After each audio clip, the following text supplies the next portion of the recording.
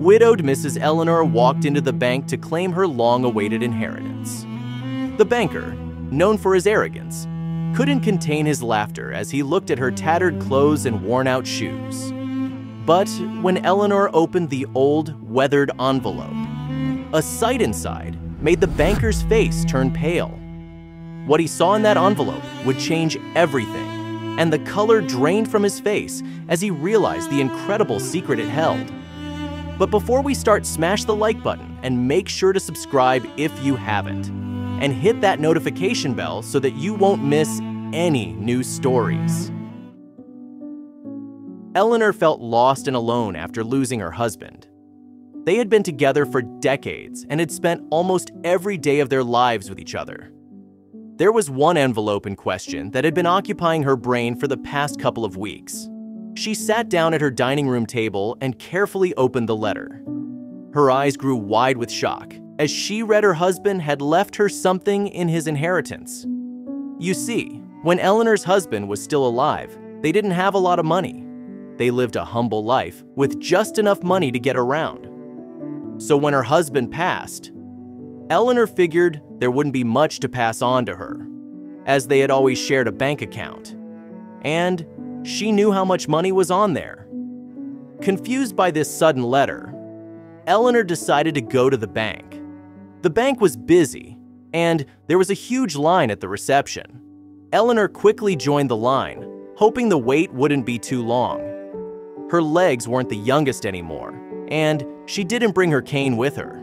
Minutes ticked by, and the line wasn't getting shorter. Eleanor curiously looked past the people in front and was shocked to see the reason why. The banker was simply too busy with his phone. He wasn't paying any attention to the people in line. Slowly, people began to spread up, moving to other lines that did move. Eleanor was now second in line, and when the person in front of her also failed to get the banker's attention, they walked away as well. "Hello. Good afternoon, sir," Eleanor said. "I have a strange question and was hoping if you could help me." The banker gave no kick to Eleanor's presence, so she tried something else. She slammed the letter onto the desk. "My husband died, and he left me something in his will. I don't know what it is, so I need your help." "How?" The banker suddenly looked up from his phone. His eyes scanned Eleanor from top to bottom, and a smirk began to form on his face. "What is it?" Eleanor asked. Now, the banker really began to laugh. "I'm sorry," he laughed, "but I'm sure whatever your husband left you isn't worth your time, and it sure isn't worth my time. Go home." Eleanor felt her blood boil. "I can get you fired, you know," she said while sternly keeping eye contact with the banker. The banker sighed. "Fine, I'll see what I can do." He picked the letter up and began to read. Eleanor watched as his facial expression changed while reading the handwritten note her husband had written for her. "Please wait over there," the banker said as he pointed Eleanor to an area with couches and magazines. "I'll have to look in the back for you. It will take a moment." Eleanor nodded. "Thank you," she said with a kind smile on her face. They were all patiently waiting, but as time ticked by, they all got their turn. Eleanor spotted the banker, Mr. Hadley, through the glass wall, his hands trembling as they held what Eleanor immediately recognized as her own letter. The blue tint of the paper unmistakable, looking worried. His shock told Eleanor that her husband had left her something big, and the banker didn't know how to handle it. Her mind raced with questions. What could be so important that it required such immediate attention? Walking through the bank's back offices, Eleanor heard snippets of hushed voices. "Must be handled delicately," one said. Another, "Are the papers in order?" She felt like she was in a maze, surrounded by secrets on all sides. The bank manager approached, having noticed her earlier distress.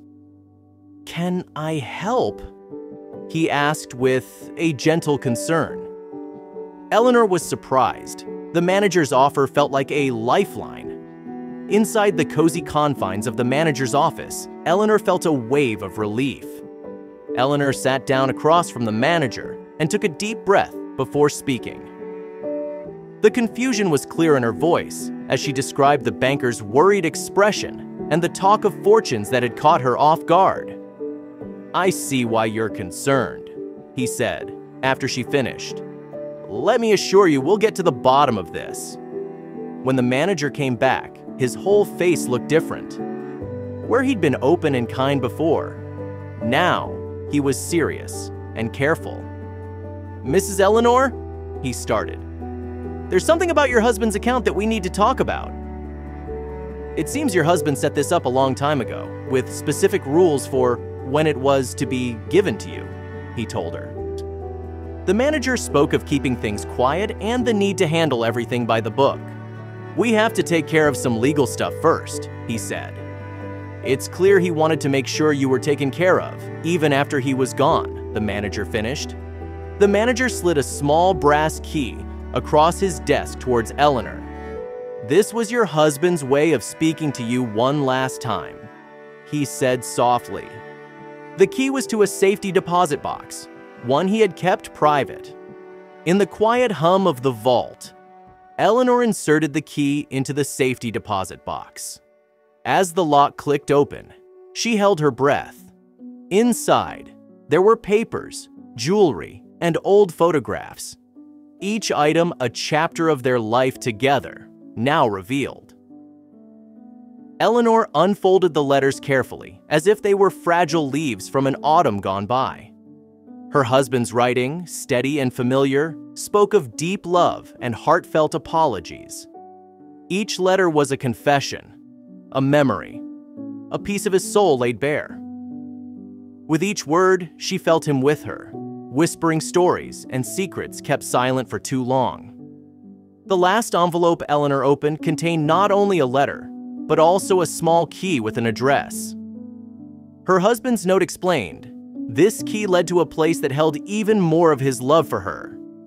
With a mix of excitement and solemnity, Eleanor prepared to follow this last clue, ready to uncover the full extent of the surprise her husband had planned for her all along. She drove through familiar streets until they became less known, and the houses around her more sparse. Eleanor arrived at a simple, unmarked house that held the promise of fulfilling her husband's last wishes. Inside the quiet house, Eleanor was greeted by the faces of a young family. A couple with a toddler looked up, surprise etched on their features at the sight of an unexpected visitor. "Can we help you?" they asked. Eleanor's voice trembled as she introduced herself, the key in her hand evidence of her connection to the home and its occupants, tenants of her husband's secret life investment. The couple invited Eleanor to sit down, and over cups of tea, they began to unravel the story her husband had left untold. They spoke of a benefactor, kind, anonymous, and generous, who turned out to be the man Eleanor had married. His secret support for this family was a testament to a side of him she never knew, a chapter of his life kept hidden until now.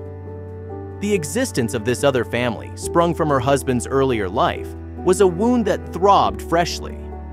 She began to understand the man she had loved had complexities and dimensions she had never shared, and with this understanding, she found room in her heart for forgiveness. The couple, understanding the house's significance, offered it to Eleanor. It was part of her husband's plan, a final bequest to her.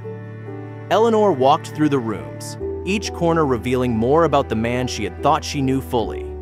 As she spent more time with the family, Eleanor felt a growing sense of connection. They were, in their own way, a part of her husband's world, and now, by extension, a part of hers. The couple, with tentative hope in their eyes, asked Eleanor if she would like to be part of their daughter's life. Eleanor saw the offer as a chance to build bridges and create a new chapter in the story of her family. In the following days, the couple revealed the full scope of her husband's support. There were accounts set aside for the child's education and a fund for the family's future. It became clear that Her husband had not just left them a house, but a foundation for their lives. Eleanor was moved by the depth of his care and foresight, his legacy, a lasting shelter for those he loved. Inspired by her late husband's secret generosity, Eleanor decided to start a charity. It would be a continuation of the kindness he had extended to the family he had loved from afar. The charity would help others, spreading the good he had done. A living memorial to the man whose love was as deep as it was complex. The more Eleanor planned for the charity, the more she understood the true measure of wealth. It wasn't in the balance of a bank account, but in the lives touched and improved by generosity. She saw her late husband's legacy not just as a sum of money, but as a wealth of giving that would continue to grow and nourish the community he had quietly supported.